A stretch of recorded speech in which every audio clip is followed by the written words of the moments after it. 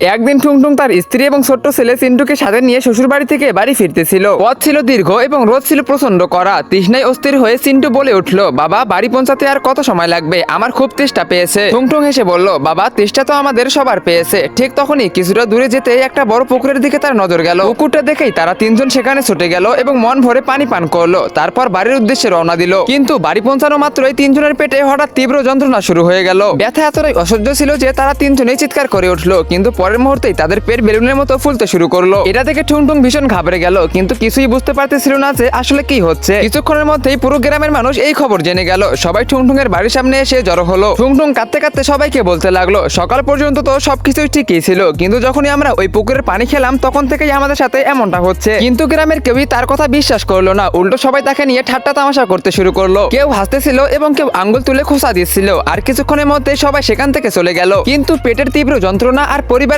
এই চরম অপমান টুংটুংকে সত্যিটা খুঁজে বের করতে বাধ্য করলো। তার আগে গাইস, আমাকে একজন পাবজি প্লেয়ার চ্যালেঞ্জ দিয়ে বলেছে ফ্রি ফায়ার থেকে নাকি পাবজির দর্শক অনেক বেশি বেড়ে গেছে। আজকে আমি এটাই প্রমাণ করব, আর তোমাদের বেশি কিছু করতে হবে না। তুমি যদি একজন ফ্রি ফায়ার প্লেয়ার হয়ে থাকো এবং ফ্রি ফায়ারকে মন থেকে ভালোবাসো, তাহলে ভিডিওতে লাইক করে চ্যানেলটিকে সাবস্ক্রাইব করে দাও। আর যদি পাবজিকে ভালোবাসো, তাহলে কমেন্ট সেকশনে কালো হার্ট দাও এবং ফ্রি ফায়ারকে ভালোবাসলে কমেন্ট সেকশনে লাল হার্ট দাও। আজকে আমি দেখবো কার দর্শক বেশি। তারপর সন্ধ্যা নামলে মানুষের নজর এড়িয়ে সে একা আবার সেই পুকুরটির পাড়ে ফিরে এলো এবং চিৎকার করে বলল, আমরা তোর কি ক্ষতি করেছি? আজ তোর জন্য পুরো গ্রাম আমাদের দেখে হাসতেছে। সে এই কথা বলা মাত্রই পুকুরের পানি হঠাৎ করে রক্তের মতো লাল হয়ে গেল এবং পানির মাঝখান থেকে এক ভয়ঙ্কর আত্মা ভেসে উঠলো। আত্মাটি রেগে চিৎকার করে বলল, এইসব আমি করেছি। টুংটুং ভয় পেয়ে গেল। তাও সে সাহস সঞ্চয় করে বলল, কে তুমি আর আমাদের সাথে এমন কেন করলে? এই কথা শুনতেই আত্মাটি কেঁদে উঠে বলল, বহু বছর আগে আমি স্কুল থেকে ফেরার পথে আমার খুব তেষ্টা পেয়েছিল। তখন আমি এই পুকুর থেকে পানি খাচ্ছিলাম। ঠিক তখনই হঠাৎ করে তোমার বাবা কোথা থেকে যেন এলেন আর মজা করে আমাকে পানিতে ধাক্কা দিয়ে ফেলে দিলেন। ওনার মনে হয়েছিল আমি সাঁতার জানি, কিন্তু আমি সাঁতার জানতাম না। আমি বাঁচার জন্য চিৎকার করতে থাকলাম, কিন্তু তোমার বাবা ভয় পেয়ে সেখান থেকে পালিয়ে গেলেন এবং পানিতে ডুবে আমি মারা গেলাম। আর সেই দিন থেকেই আমার আত্মা এই পুকুরে বন্দী হয়ে আছে, শুধুমাত্র এই অপেক্ষায় যে কবে তোমার বংশের কেউ এই পুকুরে পানি খাবে আর আমি তাকে সেই পাপের শাস্তি দিতে পারবো। এই কথা শুনে টুংটুংয়ের চোখ দিয়ে পানি পড়তে লাগলো। সে হাত জোর করে বলল,